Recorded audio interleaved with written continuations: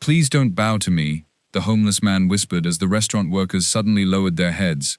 Grace stood frozen beside him, still holding the worn coat she had bought with her last money. Only then did she realize that the stranger sleeping outside her bakery was not poor, and that every quiet moment between them had begun with a lie. The restaurant doors opened without a sound.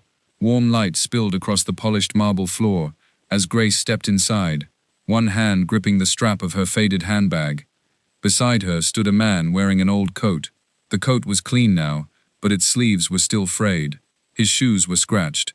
His beard had been trimmed, though not enough to hide the tired face she had first seen beneath the awning of her bakery. A waiter noticed him and stopped walking. At the center of the restaurant, 6 men in dark suits slowly rose from their chairs. One of them dropped his napkin. Another lowered his eyes. Grace looked from the frightened executives to the quiet man beside her. 3 months earlier, those same people might have stepped over him in the rain. Now, none of them seemed able to breathe. "Mr. Cole," one of the men whispered. Grace turned toward the stranger. He did not answer. He only looked at her with the same calm eyes that had watched her divide a loaf of bread she could barely afford to lose. And in that moment, Grace understood that the man she had rescued from the cold had never been homeless in the way she believed. He had been hiding. Before we dive into the story, thank you for stopping by. Do well to subscribe to our channel, share, and comment where you are watching from. Get your popcorn ready, because this story will leave you wanting more.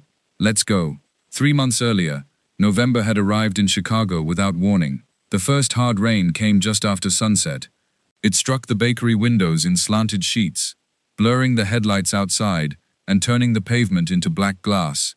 Grace Miller stood behind the counter of Miller's Oven, counting the money in the register for the 3rd time. It did not change. $87.40. She placed 2 20s beneath the tray for the flour delivery, due the next morning. Another 30 had to go toward electricity. The rest would barely cover milk, eggs, and Noah's school lunch. Grace closed her eyes. Behind her, the old refrigerator shuddered and settled into its familiar hum. The bakery had belonged to her mother once. Back then, the walls had been pale yellow, the display cases were always full, and customers lined up on Saturday mornings for cinnamon rolls. Now there were cracks beneath the window frames. One of the ceiling lights flickered when the weather turned cold. Still, every morning before dawn, Grace tied an apron around her waist and filled the building with the smell of warm bread. It was the only inheritance she had left, and the only home she knew how to protect. "Mom?" Noah sat at a table near the kitchen door, surrounded by colored pencils and unfinished homework. He was 8 years old, small for his age, with serious brown eyes that always seemed to notice what Grace tried to hide. "Are we going home soon?" "In 5 minutes." She smiled at him. It was the kind of smile mothers learned to give when there was not enough money, not enough sleep, and no room to admit fear. Grace switched off the light inside the display case. That was when she saw the man outside. He was sitting beneath the narrow awning, pressed against the brick wall to escape the rain. It was not working. Water had soaked through his dark coat and flattened his hair against his forehead. A small canvas bag rested beside his shoes. He held it close, as though everything he still owned was inside. He was not asking anyone for money. He was not watching the bakery. He simply sat there with his hands folded, staring at the rain. People moved past him beneath umbrellas. Some stepped into the street to avoid coming close. Grace watched for several seconds. Then she turned away. She stacked the remaining bread into a basket. There were 4 rolls and half a sourdough loaf left from the afternoon. She could take them home. They would last until Friday. Grace reached for a paper bag. Her hands stopped. Outside, the man lowered his head as a passing car sprayed cold water across the pavement. She looked at Noah. He was watching him too. "Is he sleeping there?" he asked. "I don't know. Doesn't he have a house?" Grace folded the top of the paper bag. "Some people don't." Noah looked down at the sandwich beside his homework. He had eaten only half. Without speaking, he wrapped the remaining piece in its napkin and pushed it toward the edge of the table. Grace saw him do it. Something inside her softened and hurt at the same time. She poured the last coffee from the metal pot into a paper cup. It had been sitting for nearly an hour, so she warmed it with a little hot water and added 2 packets of sugar. Then she took the bread. The bell above the bakery door gave a tired jingle when she stepped outside. Cold rain touched her face immediately. The man looked up. From a distance, he had appeared older. Standing near him, Grace realized he was probably in his late 30s. There was exhaustion in his face, but also something restrained, something careful. His eyes moved to the cup in her hand, then back to her face. "We're closing," Grace said. The words came out colder than she intended. He nodded and reached for his bag. "I'll move." His voice surprised her. It was low and controlled, educated. The sort of voice that belonged in quiet offices and expensive hotel lobbies, not beneath a leaking awning. "You don't have to leave," she said. "I only meant that I can't let you inside for long." He looked toward the bakery window. Noah was pretending to color, though his eyes remained fixed on them. Grace held out the coffee. "It's still warm." The man hesitated before accepting it. His fingers were red from the cold. "Thank you." She handed him the paper bag next. "There's bread inside. And half a sandwich." He looked down at it as if she had placed something fragile in his hands. "I can pay you back." Grace almost laughed, but there was no humor in his expression. "You don't need to. I prefer to repay what I owe." The rain tapped against the awning above them. Grace studied him more carefully. His coat was torn near one pocket, but the stitches along the collar had once been expensive. His fingernails were clean. There was a pale mark around his wrist where a watch had recently been. Nothing about him made sense. Still, she had learned that pain did not always arrive looking the way people expected. "You can stay beneath the awning tonight," she said. "It keeps most of the rain off. Just don't block the door. I open at 5. He gave a small nod.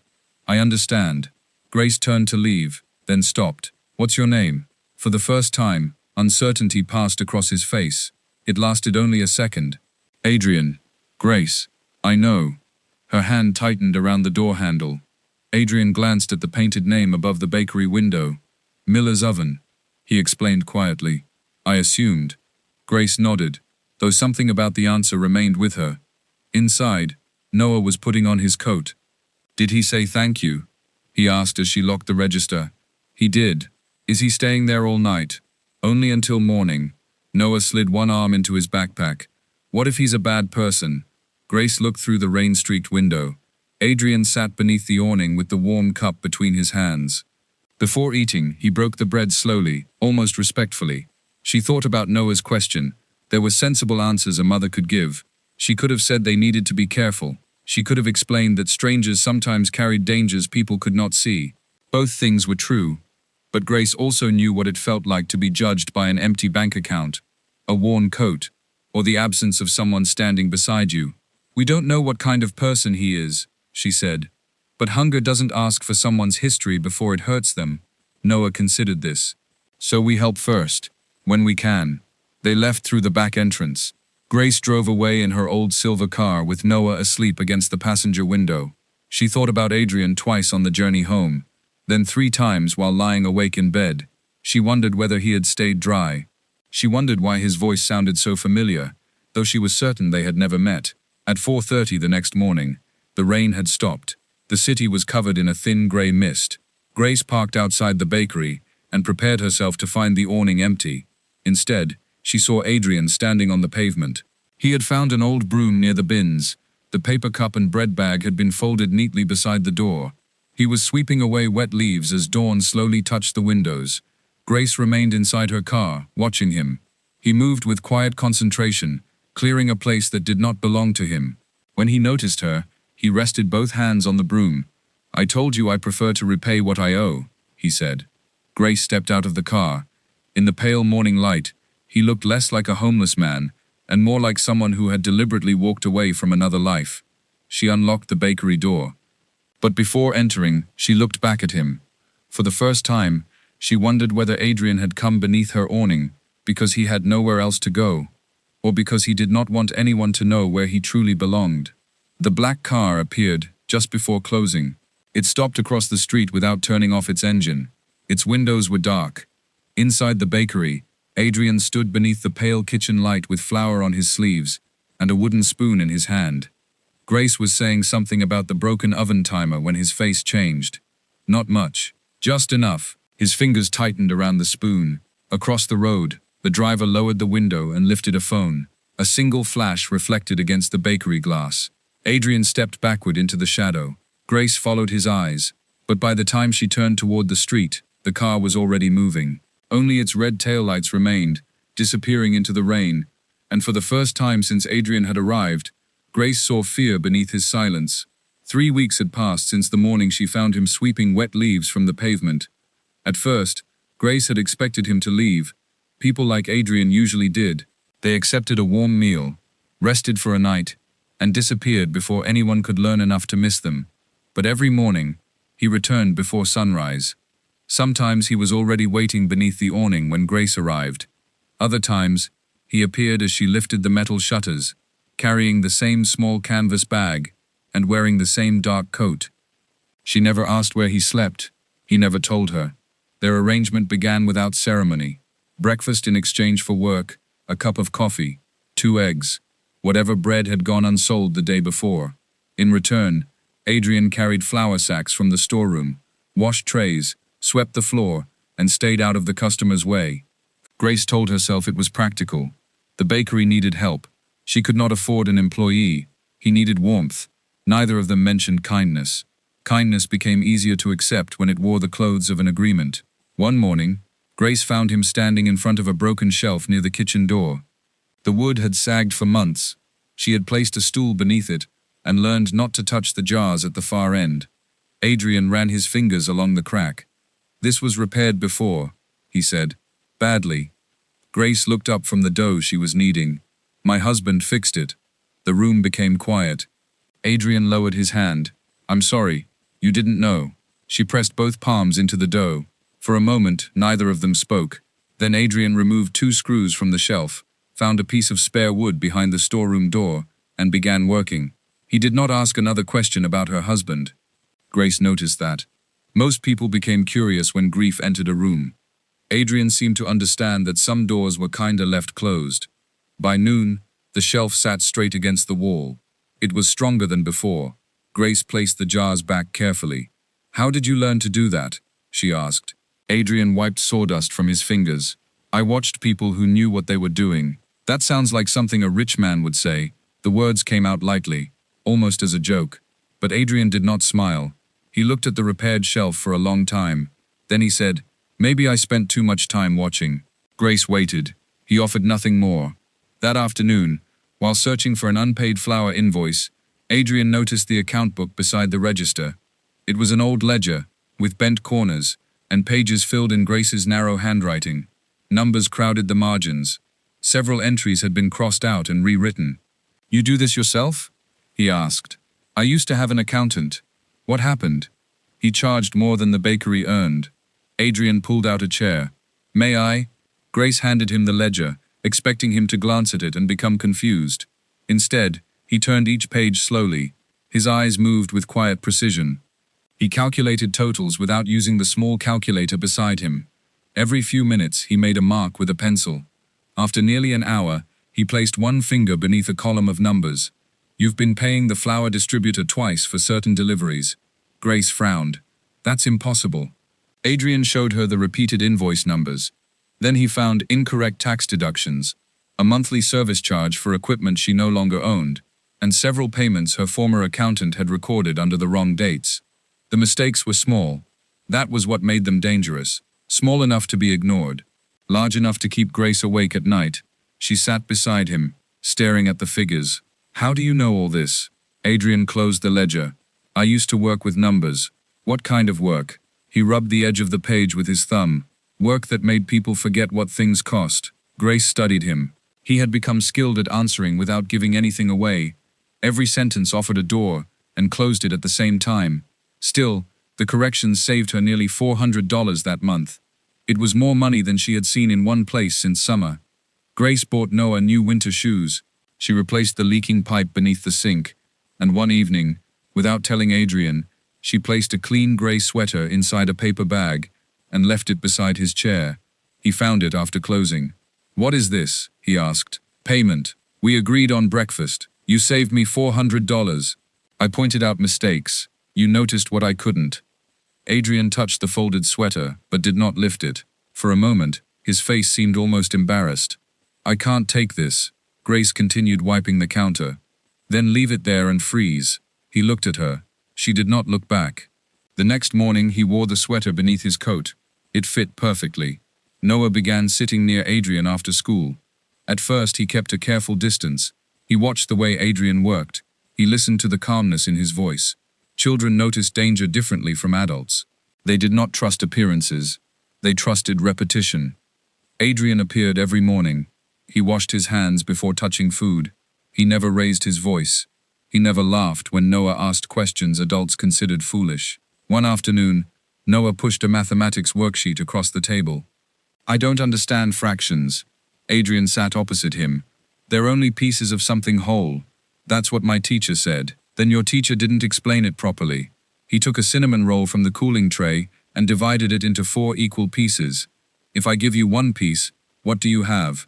"A quarter." "And if your mother takes 2? Noah looked toward Grace. "She won't." Grace smiled without turning around. Adrian smiled too. It was the first time she saw warmth reach his eyes. Noah ate the quarter before the lesson was finished. After that, homework became part of their evenings. Adrian helped with spelling. He explained planets. He showed Noah how to solve long division without becoming afraid of the page. Sometimes Noah spoke about his father. Not directly. Children often entered grief from the side. "My dad used to burn toast." Or, "Dad said clouds were the ocean upside down." Grace would become still when he said these things. Adrian never corrected the silence. One rainy evening, Noah asked, "Do you have children?" Adrian's hand paused above the worksheet. "No." "Do you have a wife?" "No." "A family?" The kitchen clock ticked loudly. Adrian looked toward the dark window. "I had a house full of people once." Noah waited. "Was it nice?" Adrian's mouth formed something close to a smile. "No," he said quietly. "It was very large." Noah did not understand. Grace did. Later, after Noah had fallen asleep in the office chair, she and Adrian walked together toward the bus stop. The streets were damp. Their breath appeared briefly in the cold air before disappearing. "What did you mean about the house?" Grace asked. Adrian kept his eyes ahead. "There were always people there." "Family?" "Some of them." "And you were lonely?" He slipped his hands into his coat pockets. "I had rooms no one entered, meals no one tasted, conversations where everyone wanted something." Grace listened to the soft scrape of their footsteps. "You don't look like someone who had a house that large." "I suppose that is the point." She turned toward him, but Adrian's face had closed again. At the bus stop, they stood beneath a buzzing streetlight. Grace wanted to ask who he had been. She wanted to ask why a man who understood financial ledgers and expensive woodwork was sleeping somewhere he refused to name. Instead, she said, "The bakery is warmer when you're there." Adrian looked at her. The bus approached in the distance.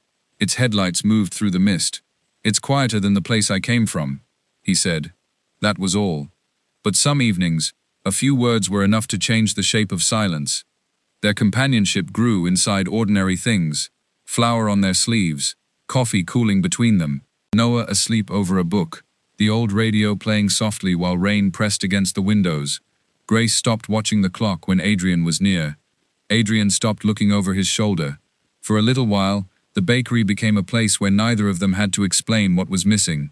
Then the black car appeared. It returned the following evening. Same place, same dark windows. Adrian saw it first. He moved away from the front counter and stood beside the kitchen doorway. Grace watched his face. "Do you know them?" "No." The answer came too quickly. Across the street, the driver raised a phone. The camera flash struck the window. Noah looked up from his homework. Grace stepped toward the door, but Adrian caught her wrist, not tightly, only enough to stop her. "Don't." She looked down at his hand. He released her immediately. Outside, the car pulled away. Its tires whispered against the wet road. Adrian remained near the window, watching until the street was empty. Grace saw his reflection in the glass. He no longer looked like the man who repaired shelves and divided cinnamon rolls into fractions. For one brief moment, he looked like someone expecting to be found. "Who are you?" Grace asked. Adrian closed his eyes. When he opened them, his expression was calm again, but not peaceful. "The same man who came in from the rain." Grace shook her head. "No, I don't think you are." The bakery lights hummed above them. Noah's pencil rolled slowly from the table and fell to the floor. No one moved to pick it up. Across the street, the empty space where the car had been looked darker than the rest of the road. And as Adrian stood beneath the pale kitchen light, Grace understood something she had tried not to see. He had not only been running from hunger, he had been running from people who knew his face. The pen rolled from beneath the counter just after dawn. It struck Grace's shoe with a soft metallic sound. She looked down. At first, she thought it belonged to a customer. It was black, heavier than an ordinary pen, with a silver clip that caught the weak morning light. A small emblem had been pressed into its side, a narrow tower inside a circle. Beneath it were two engraved letters. A.C. Grace held the pen between her fingers.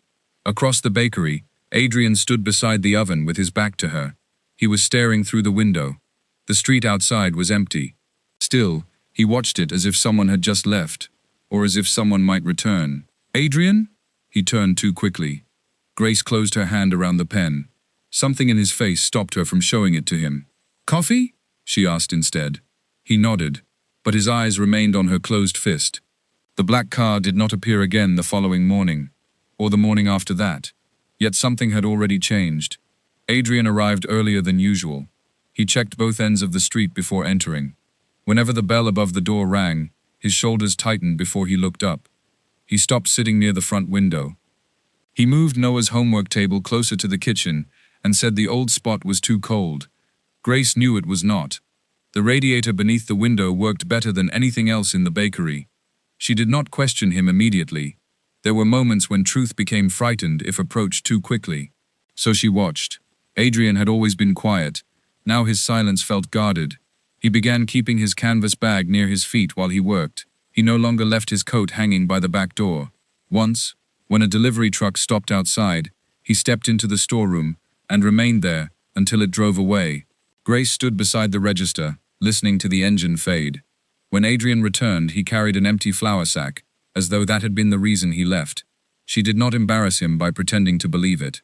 That evening, Noah sat at the table drawing a picture of the bakery. The windows were crooked. The chimney leaned sideways. Grace stood behind the counter. Noah drew himself beside her. Then he added Adrian near the oven. He gave him a tall hat and an apron covered in blue stars. You made me taller, Adrian said. You are tall. I'm not that tall. Noah held the paper at arm's length. You are when you stand next to Mom. Grace continued wiping the display case, but the corner of her mouth lifted. Adrian saw it. For a moment, something gentle returned to his face. Then headlights moved across the wall outside. His smile disappeared. It was only a taxi passing. Still, the room remained quieter afterward. When Noah went to wash his hands, Grace placed both palms on the counter. Someone photographed you. Adrian did not look up. Yes. You said you didn't know them. I said I didn't know the driver. That isn't the same thing. He folded Noah's drawing carefully. No. Grace waited. The refrigerator hummed behind them. From the sink, water ran over Noah's hands. Are we in danger? She asked. Adrian finally looked at her. No. You answered quickly. Because I'm certain. Were you certain the car would come? His jaw tightened. Grace lowered her voice. I have a child, Adrian. I know. No. You know his name. You help him with homework. That isn't the same as understanding what it means to protect him. The words reached him. She saw it in the way his eyes lowered. I would never let anything happen to Noah. Then tell me what is happening. Adrian looked toward the kitchen doorway. Noah was returning, shaking water from his fingers. The conversation ended there, not because Grace had forgiven the silence, because some truths could not be demanded in front of a child. That night, after Noah had fallen asleep, Grace sat at her kitchen table with the fountain pen beside her. Her apartment was small. The radiator clicked in uneven intervals. A pile of unopened bills rested beneath a glass sugar bowl. Grace turned the pen slowly. The initials were cleanly engraved, not scratched by hand, not printed cheaply. The emblem beneath them seemed familiar. She had seen it somewhere. On a building, or an advertisement. She opened her old laptop. The machine took nearly 2 minutes to wake. The screen glowed blue across the dark kitchen. Grace typed the emblem's name first. Nothing useful appeared. Then she searched the initials with the words printed beneath the tower. A.C. Cole International. The first photograph loaded slowly. Grace stopped breathing. A man stood on the steps of a glass office building. His hair was neatly cut. His face was clean-shaven. He wore a charcoal suit and a dark silk tie. Behind him, cameras crowded around a line of microphones. The photograph had been taken 2 years earlier. The headline read, Adrian Cole announces billion-dollar expansion. Grace leaned closer. The face was different, fuller, rested. untouched by cold nights and hunger. But the eyes were the same, quiet, distant, as though the crowd surrounding him could not reach wherever he had gone inside himself. She opened another article, then another. Adrian Cole beside politicians. Adrian Cole entering a private jet. Adrian Cole standing outside a hospital wing bearing his family's name. The estimated value of his company was larger than any number Grace could imagine. Then the headlines changed. Cole International executive accused of financial misconduct. Boardroom battle threatens family empire. Billionaire CEO disappears from public view. One article said Adrian had suffered a breakdown. Another claimed he had fled the country. A third suggested he was hiding from investigators. No one seemed to know the truth. Grace stared at the screen until the letters blurred. She remembered the first night beneath the awning, his wet coat, his red fingers wrapped around the coffee cup, the way he had said he could repay her. She thought of the bread she had divided, the sweater she had bought. The nights Noah had worried whether Adrian was sleeping somewhere warm. Money was not what hurt her. The size of his house did not matter.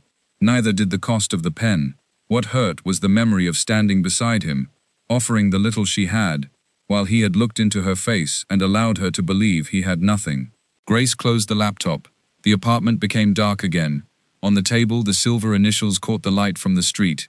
AC. His name had been in her hand all morning, but trust had already begun slipping away before she learned it. The next day, Grace arrived at the bakery before 5. She had not slept. She placed the fountain pen in the center of the counter. Then she waited. 5 o'clock passed. Then 5:15. Adrian was never late. By 5:30, the bread ovens were warm, and the first trays were rising. His chair remained empty.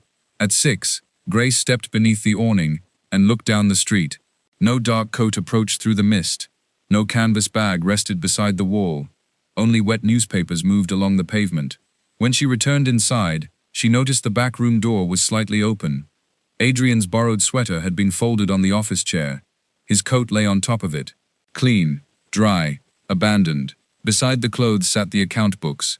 Every page had been corrected. Invoices were marked. Payment dates had been organized.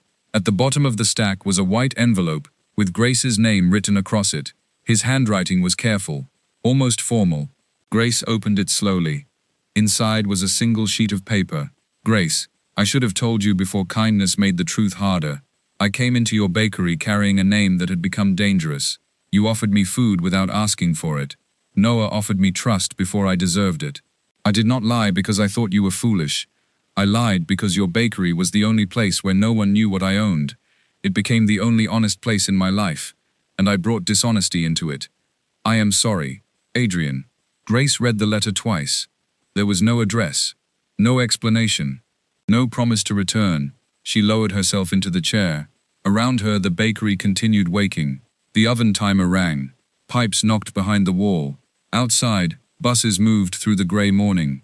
Soon, Noah would arrive and ask where Adrian was. Grace folded the letter along its original lines. Then she noticed something beneath the account books. Noah's drawing. Grace behind the counter. Noah beside her. Adrian standing near the oven in an apron covered with blue stars. He had left everything else, but he had taken himself out of the picture. Grace looked toward the window. Across the street, the city continued as though no one had disappeared. She had thought Adrian was a poor man hiding from the rain. Now she knew he was a wealthy man, hiding from his own name. But the question remained. What could frighten a man with almost everything enough to make him choose a life with nothing?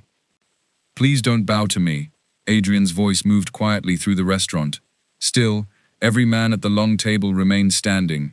One executive held his napkin in both hands. Another stared at the floor. At the far end, a woman in a cream-colored dress had gone completely still.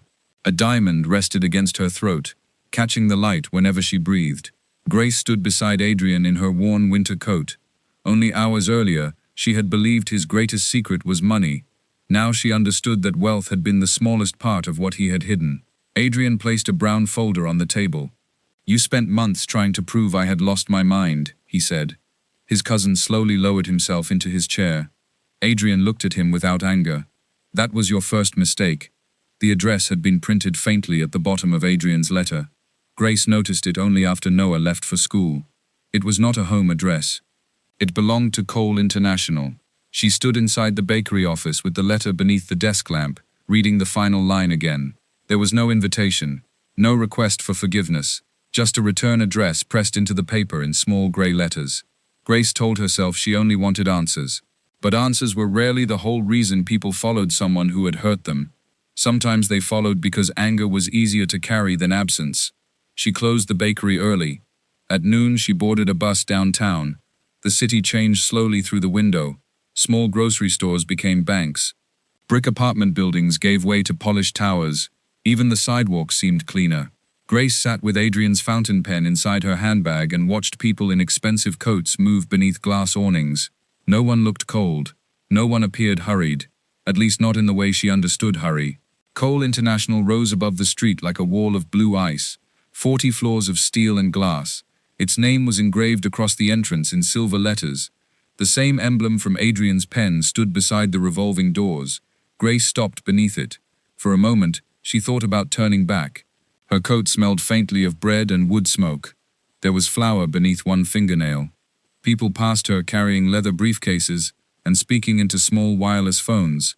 She felt as though she had brought the bakery into a world where nothing was touched by hand. Then she remembered Adrian sitting beneath her awning, wet, silent, allowing her to believe that the street was all he had. Grace stepped through the doors. The lobby was almost silent. Marble floors reflected the ceiling lights. A security guard sat behind a white desk, while 2 receptionists worked beneath an enormous digital screen displaying stock prices. Grace approached the nearer one. "I'm looking for Adrian Cole." The receptionist's fingers stopped above her keyboard. "Do you have an appointment?" "No. Mr. Cole is not currently receiving visitors." Grace reached into her bag and placed the fountain pen on the desk. The receptionist looked at the initials. Her expression changed. A man standing nearby turned immediately. He was in his late 50s, with silver hair and a dark overcoat folded over one arm. He studied Grace carefully. "Where did you get that?" "It belongs to Adrian." The man glanced toward the security guard, then back at her. "What is your name?" "Grace Miller." Recognition moved across his face. Not surprise. Recognition. "He spoke about you," the man said. Grace's hand tightened around her handbag. "Then you know where he is." The man introduced himself as Daniel Hargrove. He had been Adrian's attorney for nearly 12 years. He led Grace away from the lobby and into a private conference room overlooking the city. The windows stretched from the floor to the ceiling. Cars moved far below like small dark insects. Grace remained standing. "I don't need coffee," she said. "I need the truth." Daniel placed his coat over the back of a chair. "The truth is, why Adrian disappeared." Grace watched him. He opened a locked cabinet and removed several folders, photographs, medical documents, internal company emails, copies of signatures. Adrian's name appeared on every page. Daniel spoke slowly. 6 months earlier, Adrian had discovered unusual transfers from several company accounts. The money had moved through charities, consulting firms, and properties owned by people close to the board. His cousin, Vincent Cole, had approved many of them. So had 3 senior directors. Adrian began asking questions. Soon afterward, stories about his behavior started spreading. Employees were told he had become unstable. Meetings were recorded and edited to make his pauses seem confused. A private doctor was paid to prepare a mental health evaluation without properly examining him. Grace touched the edge of one document. At the bottom was the name of Adrian's fiancée, Evelyn Hart. "She helped them?" Grace asked. Daniel nodded. She told the board he was paranoid, that he was forgetting conversations, that he could no longer manage the company safely. Grace looked toward the window. The sky had turned the color of dirty snow. Why? Adrian's voting shares could not be sold or transferred while he was considered mentally competent. But if he were removed under the company's incapacity clause, control would pass temporarily to Vincent and the board. And Evelyn? She was promised a substantial settlement after their marriage. Grace sat down at last. The chair felt too soft beneath her. She was going to marry him while helping them take everything. Yes. Daniel folded his hands. Adrian learned about the plan before they filed the final petition. He could have exposed them immediately, but much of the evidence was incomplete. If he accused them too soon, they would destroy the records and use his accusation as proof that he was paranoid. So he disappeared. He allowed them to think he was frightened and confused. Grace thought of Adrian checking the street before entering the bakery. The canvas bag kept near his feet. The black car. Was he living outside because they were searching for him? Partly. Daniel looked down. He had access to safe houses, hotels, private apartments, but he stopped using them. Why? That is something he will have to tell you. Grace's voice became quieter. Where is he? Daniel looked at his watch. At a restaurant 3 blocks from here. The restaurant occupied the upper floor of an old hotel. There were white tablecloths, dark wooden walls, and windows overlooking the river. Grace entered beside Daniel. A waiter moved toward them, then stopped. Across the room, several executives were seated around a private table. Vincent Cole was speaking. Evelyn sat beside him with one hand resting near a glass of untouched wine. No one noticed Grace first. They noticed Adrian. He stepped from a doorway near the kitchen wearing a dark suit. His hair had been cut. His beard was gone.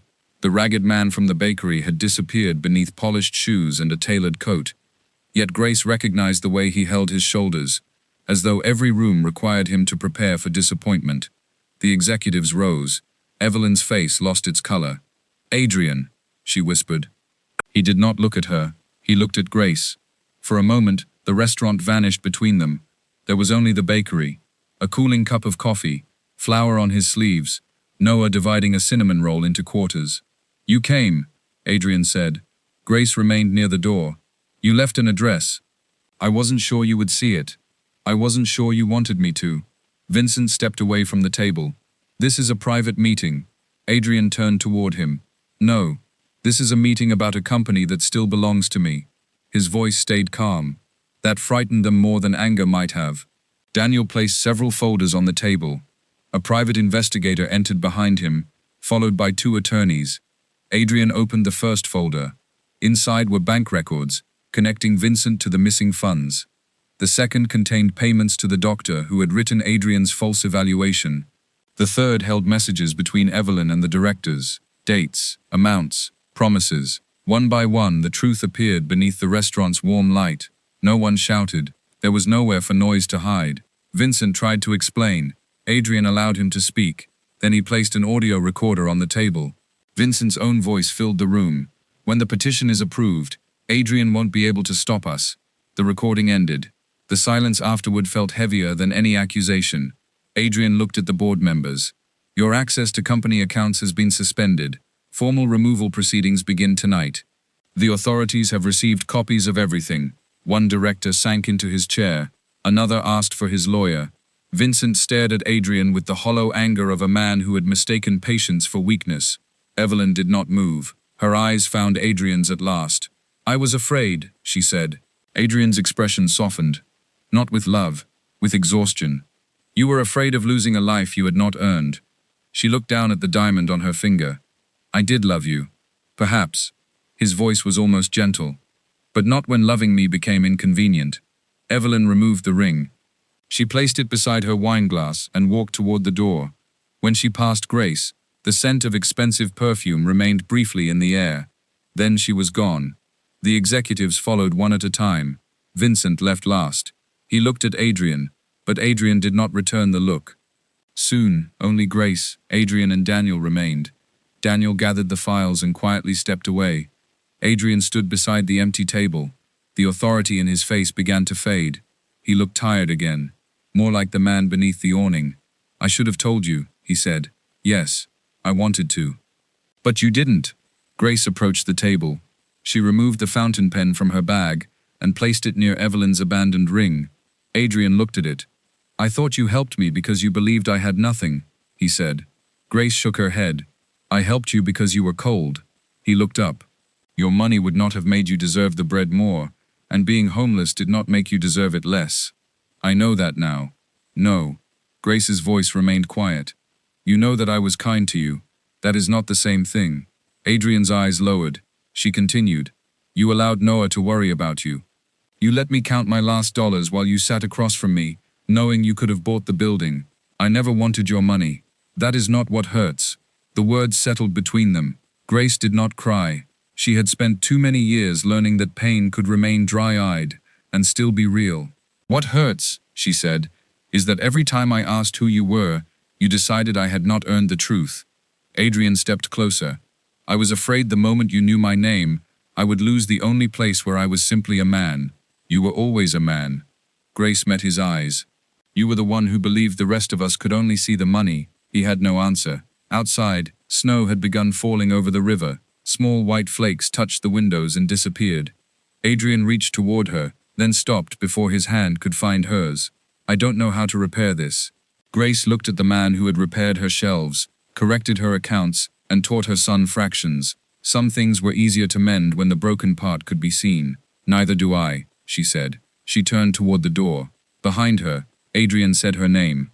Only once. Grace stopped, but she did not look back. For one quiet second, he believed she might stay. Then she continued walking. The glass doors opened. Cold air entered the restaurant, and Adrian stood alone beside a table, covered in evidence, realizing that proving the truth to his enemies had been easier than telling it to the woman who trusted him. Outside, Grace stepped into the falling snow.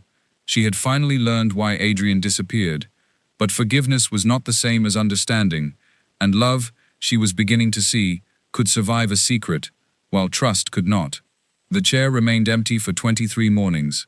Grace knew because Noah counted them. He did not mention Adrian's name every day. Sometimes, he only looked toward the chair beside the kitchen door before sitting down with his breakfast. Sometimes, he placed 2 spoons on the table, and removed one when he thought Grace was not watching. The bakery continued without him. Bread rose, coffee brewed, customers came in carrying snow on their coats, but Adrian's absence remained in small places, in the shelf that no longer leaned, in the account book written neatly in the margins, in the gray sweater folded inside the office drawer. Grace told herself that emptiness was only another thing people learned to work around. Then, one morning before dawn, someone knocked softly on the glass. Grace returned to her routine, because routine did not ask questions. She arrived at the bakery at 4:30. She tied her apron beneath the pale kitchen light. She measured flour, salt, yeast, water, the same ingredients, the same movements. There was comfort in knowing that bread did not care who had stayed or who had left. If the measurements were right and the room was warm, the dough would rise. People were more complicated. For the first week, Grace expected Adrian to call. He did not. She expected a delivery van to appear with new equipment, or flowers, or a check large enough to erase every problem she had carried for years. Nothing came. No gifts, no messages through Daniel Hargrove, no attempt to turn apology into a grand performance. At first, his silence irritated her. Then she understood what he was doing. He was leaving the door in her hands. It was the first honest choice he had given her. Noah asked about him only once. They were washing dishes after closing.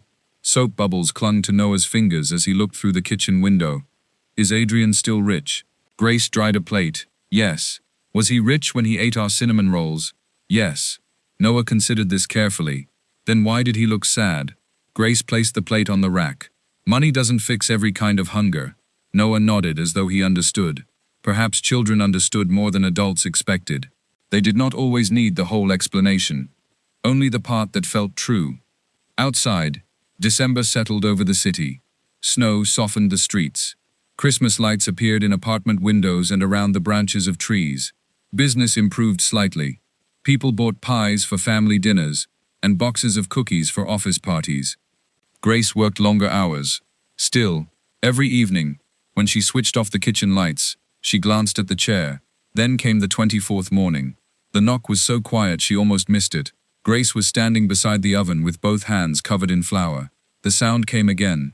3 gentle taps. She looked toward the front window. Adrian stood outside. No dark suit, no driver, no expensive coat. He wore plain trousers, work boots, and a dark blue sweater beneath an ordinary winter jacket. Snow rested on his shoulders. He held no flowers, no briefcase, only a small toolbox. Grace did not move immediately. Adrian waited. He did not knock again. That mattered. Grace wiped her hands slowly and crossed the bakery. When she opened the door, cold air moved around them. For several seconds, neither spoke. The street behind him was empty. "What are you doing here?" she asked. Adrian looked past her toward the bakery. "The shelf near the storeroom still needs another bracket." Grace glanced over her shoulder. It did. She had noticed it the day before. "I thought you finished repairing everything." "I thought so too." His voice remained calm, but his hands tightened around the toolbox. Grace studied him. He appeared rested now. His beard was neatly trimmed. His face no longer carried the exhaustion of someone sleeping in uncertain places. Still, there was no confidence in his eyes, only patience, and something close to fear. "Why are you really here?" she asked. Adrian lowered his gaze. "To ask whether I may finish what I started." Grace could have closed the door. Part of her wanted to, not because she hated him. Hate would have been easier. She was afraid of believing him again. Adrian seemed to understand. He stepped back from the entrance. "You don't have to answer today." He turned as though to leave. "Adrian." He stopped. Grace looked at the snow melting on his shoulders, then at the toolbox. "You can fix the shelf." Nothing more. But he nodded, as though she had given him something precious. Inside, he removed his jacket and placed it over the same chair he had used before. He walked to the storeroom. Grace returned to the dough. Neither spoke for nearly 20 minutes. The bakery filled with the quiet sound of tools against wood, a drill turning slowly, a screw tightening, the floor creaking beneath Adrian's weight. Grace remembered the first shelf he repaired. How easily he had entered her life through work that needed doing. This time, she watched more carefully, not for signs of wealth, for signs of truth. When the shelf was finished, Adrian did not announce it. He swept the wood dust into his hand and placed the toolbox beside the door. Grace poured 2 cups of coffee. She set one near him. He looked at it. "Is this payment?" "No." "What is it?" "Coffee." Adrian wrapped both hands around the cup. He did not drink immediately. "I spent years in rooms where everyone was kind to me," he said. Grace remained standing beside the counter. "Kind?" "They remembered my birthday. They laughed before I finished jokes. They asked how I was feeling, and waited for the answer that benefited them." The coffee steamed between his hands. "I thought generosity always wanted something back." Grace looked toward the front window. Snow moved lightly beneath the street lamp. "And when I gave you bread, it frightened me." She turned toward him. Adrian smiled, but not with his eyes. "You had almost nothing, and you shared it without asking my name." "I did ask your name, and I gave you half of it." Grace did not smile. Adrian looked down. "I kept waiting for your kindness to become a transaction. It never did. So you turned it into a test." "Yes." The honesty of the answer hurt more than an excuse might have. Grace folded her arms. "You tested Noah too." "I know. He trusted you." "I know. You let him believe you had nowhere safe to sleep." Adrian's voice became quieter. "There were nights when I did sleep outside. That does not make the lies smaller." "No." He did not defend himself. He did not explain until the truth became difficult to recognize. He simply accepted what she gave him. Grace noticed that too. By 7, customers began arriving. Adrian moved into the kitchen without being asked. He carried trays, washed mixing bowls, kept his distance when Grace needed it. When Noah arrived after school, he stopped in the doorway. Adrian was wiping flour from the counter. For a moment, the boy said nothing. Then he placed his backpack on the floor. "Are you still Adrian?" The question was so simple that Grace looked away. Adrian crouched until they were level. "Yes." "Not Mr. Cole." "I am that too." Noah studied his face. "Did you lie about being bad at fractions?" Adrian shook his head. "No. I was genuinely bad at teaching them." Noah's mouth moved slightly. Almost a smile. Then he walked to the breakfast table and placed his books down. He pulled out the chair beside him. He did not ask Adrian to sit. He only left the chair empty, an invitation without forgiveness attached.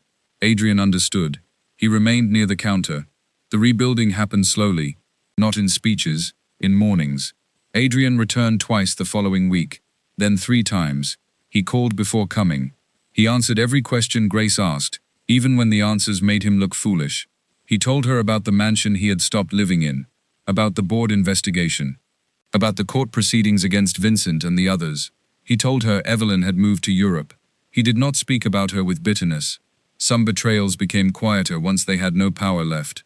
One evening, Adrian placed a folder on the bakery table. Grace's body stiffened. "What is that?" "A proposal." She did not touch it. "For what?" "The bakery." Grace looked at him. "No. You haven't read it." "I don't need to." Adrian sat across from her. "I am not buying the bakery." "No.